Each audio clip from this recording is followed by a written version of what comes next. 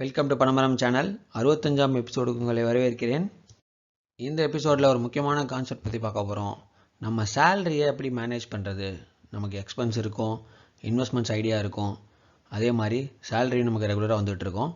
எப்படி நம்ம சேலரியை கரெக்டாக மேனேஜ் பண்ணுறது அப்படிங்கிறத பற்றி டீட்டெயில்டாக பார்க்க போகிறோம். வாங்க வீடியோக்குள்ளே போகலாம். இந்த வீடியோ போடுறதுக்கான முக்கியமான காரணம், நிறையா பேர் அவங்களோட நல்ல பேக்கேஜ் வாங்கிட்டு இருப்பாங்க சேல்ரி. பட் இருந்தாலும் அவங்களால ஒரு 2000 to 3000 கூட சேவ் பண்ண முடியாது. ஏன்னா அதுக்கு முக்கியமான காரணம் மணி மிஸ்மேனேஜ்மெண்ட். மணியை சரியாக மேனேஜ் பண்ணாமல் இருப்பாங்க. ஸோ பேசிக்காகவே அந்த ஒரு விஷயத்தை நம்ம ஃபிக்ஸ் பண்ணுறோம் அப்படின்னா கண்டிப்பாகவே அவங்களால சேவ் பண்ண முடியும். அவங்களுக்கு எவ்வளோ வரவு இருக்குது, எவ்வளோ செலவாகுதுன்னு கண்டுபிடிக்க முடியும். ஸோ அதை எப்படி ப்ராப்பராக பண்ணுறது அப்படின்னு தான் இந்த வீடியோவில் பார்க்க போகிறோம்.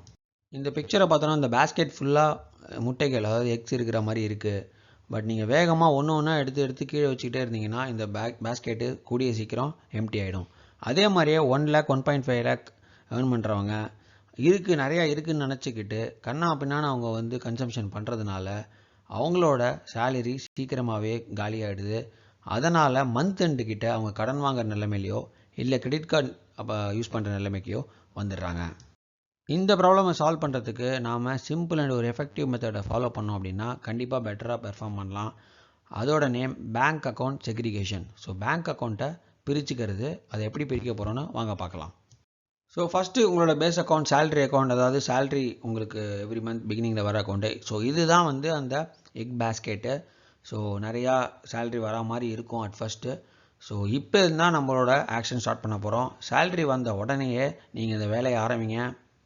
நீங்கள் ரெண்டாவதாக க்ரியேட் பண்ண போகிற அக்கௌண்ட் ஒரு எமர்ஜென்சி அக்கௌண்ட். அதாவது உங்களோட ஸ்பவுஸ் பேர்லேயோ இல்லை ஒரு பேரண்ட்ஸ் பேர்லேயோ நீங்கள் ஜாயிண்ட் அக்கௌண்ட்டாக ஆரம்பிச்சுக்கிட்டு சேலரி வந்த உடனேயே ஒரு 2000 3000 உங்கள் எபிலிட்டி தகுந்த மாதிரி அதை நீங்கள் ட்ரான்ஸ்ஃபர் பண்ணுங்க.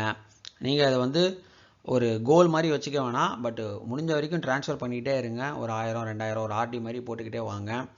அது எப்போ வரைக்கும் நீங்கள் ஒரு கோலாக வச்சுக்கலாம் அப்படின்னா உங்களோட 6 மாதத்துக்கான மந்த்லி எக்ஸ்பென்ஸ் அது வர வரைக்கும் நீங்கள் அதில் அக்கௌண்ட்டை போட்டுக்கிட்டே இருங்க. ஸோ இது கண்டிப்பாக ஏதாவது ஒரு எமர்ஜென்சி சுச்சுவேஷனில் உங்களுக்கு ஹெல்ப்ஃபுல்லாக இருக்கும். நான் சொன்ன மாதிரியே ஜாயிண்ட் அக்கௌண்ட்டாக ஆரம்பிங்க. அதோட டெபிட் கார்டை உங்களோட ஒய்ஃப்கிட்டயோ இல்லை பேரண்ட்ஸ்கிட்டயோ கொடுத்து வைங்க ஃபார் எமர்ஜென்சி பர்பஸ். மூணாவது நீங்கள் ஆரம்பிக்க போகிற அக்கௌண்ட் எக்ஸ்பென்ஸ் அக்கௌண்ட். அதாவது இஎம்ஐஸ் அண்டு மளிகை சாமான், காய்கறிகள், இந்த மாதிரி விஷயங்கள் நீங்கள் இந்த அக்கௌண்ட்லேருந்து ஆக்சஸ் பண்ணுங்கள். இது எப்படி பண்ணலாம் அப்படின்னீங்கன்னா, நீங்கள் சேலரி வந்த உடனே ஒரு 10,000 15,000 இந்த எக்ஸ்பென்ஸ் அக்கௌண்ட்டில் ஆட் பண்ணிவிடுங்க. ஸோ அது கண்டிப்பாக தீர்ந்து போயிடும். ஒரு மிடில் ஆஃப் தி மந்த் ஒரு 15 தேதிக்கிட்ட உங்களுக்கு தீர்ந்து போயிடும். தீர்ந்து போனதுக்கப்புறம் திருப்பி இன்னும் கொஞ்சம் சேலரி அக்கௌண்ட்லேருந்து இன்னும் கொஞ்சம் ஆட் பண்ணலாம். ஸோ இந்த மாதிரி கொஞ்சம் கொஞ்சமாக ஆட் பண்ணிங்கன்னா நீங்கள் அட்லீஸ்ட் எவ்வளோ செலவு பண்ணுறீங்க, எக்ஸ்பென்ஸ் அக்கௌண்ட்டில் எவ்வளோ போயிருக்கு, அது கம்ப்ளீட்டாக செலவாயிடுச்சா அப்படிங்கிற டேட்டா உங்களுக்கு தெரியும். ஸோ மந்த்லி நீங்கள் இவ்வளோ தான் செலவாகுது அப்படிங்கிறத நீங்கள் ஈஸியாக கேல்குலேட் பண்ணலாம். ஸோ டெய்லி வரவு செலவு இதெல்லாம் கூட கேல்குலேட் பண்ண தேவையில்லை. இதில் போட்ட 15,000 20,000 செலவாயிடுச்சு அப்படின்னா உங்களோட மந்த்லி எக்ஸ்பென்ஸ் 20,000 அப்படின்னு அர்த்தம். ஸோ இது ரொம்ப ஒரு முக்கியமான அக்கௌண்ட்டு. எந்த செலவாக இருந்தாலும் இந்த அக்கௌண்ட் வழியாகவே பண்ணுங்கள். நாலாவது நம்ம ஆரம்பிக்க போகிற அக்கௌண்ட் இன்வெஸ்ட்மெண்ட் அக்கௌண்ட். ஸோ இதுலேருந்து தான் நீங்கள் இன்வெஸ்ட்மெண்ட், அதாவது உங்களோட எஃப்டிஸாக இருக்கலாம், இல்லை ஆர்டி, இல்லை ஒரு ஸ்டாக் இன்வெஸ்ட்மெண்ட், இல்லை மியூச்சுவல் ஃபண்டு, எஸ்ஐபி போடுறது எல்லாத்தையும் இந்த அக்கௌண்ட்லேருந்து வச்சுக்கோங்க. ஸோ எக்ஸ்பென்ஸ்லாம் முடிஞ்சதுக்கப்புறம் ஒரு 3rd வீக் கிட்ட உங்கள் சேலரி அக்கௌண்ட்டில் எவ்வளோ அமௌண்ட் இருக்கோ அதில் ஒரு குறிப்பிட்ட அளவுக்கு இதில் போட்ட ட்ரை பண்ணுங்கள். ஃபஸ்ட்டு கொஞ்சம் மந்த்ஸுக்கு கஷ்டமாக தான் இருக்கும். பட் ஓரளவு நீங்கள் செட்டில் ஆகிட்டீங்க அப்படின்னா இது உங்களுக்கு ஒரு ஹேபிட்டாகவே ஆகிடும். நீங்கள் ஈஸியாக இன்வெஸ்ட்மெண்ட் ஸ்டார்ட் பண்ணிடலாம். ஸோ இந்த அக்கௌண்ட்டை இன்வெஸ்ட்மெண்ட் தவிர வேறு எந்த வித எக்ஸ்பென்ஸுக்கோ இல்லை வேறு ஏதாவது செலவுகளுக்கோ யூஸ் பண்ணாதீங்க. Only focus on investment. இந்த அக்கௌண்ட்டு ஒன்லி ஃபார் இன்வெஸ்ட்மெண்ட்டாக வச்சுக்கோங்க. ஸோ ஜஸ்ட் ஒரு குவிக் சம்மரி பார்ப்போம். சேலரி வந்தோடனே ஃபஸ்ட்டு ஒரு எமர்ஜென்சி இதுக்கு மாற்றுங்க. அதுக்கப்புறம் எக்ஸ்பென்ஸ் எல்லாத்தையும் ஒரு எக்ஸ்பென்ஸ் அக்கௌண்ட்டுக்கு தனியாக கொஞ்சமாக ஒரு 2-3 ட்ரான்ச்சஸில் மாற்றுங்க. மூணாவது, அதாவது இங்கேருந்து மாற்றுறது மூணாவது, பட் 4வது அக்கௌண்ட் ஆக்சுவலி ஒரு இன்வெஸ்ட்மெண்ட் அக்கௌண்ட்டு ஆரம்பிங்க. FD, RD, stocks, mutual fund எதாக இருந்தாலும் இதுலேருந்து பண்ணுங்கள். இப்படி செக்ரிகேட் பண்ணிட்டோம் அப்படின்னா நமக்கே ஒரு கிளாரிட்டி கிடைக்கும்.